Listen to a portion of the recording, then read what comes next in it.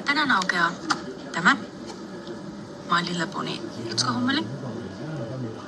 Ja ennen kuin avataan tää, niin katsotaan tätä pakettia hieman.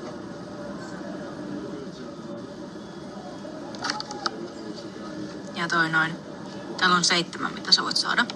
Eli nämä 4. Ja nämä 3.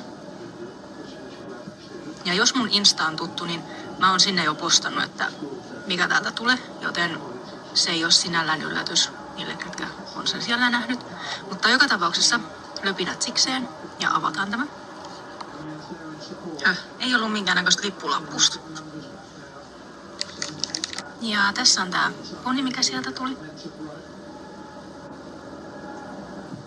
Ja sillä oli kumilenkillä häntä jalassa kiinni. Mä irrotin sen.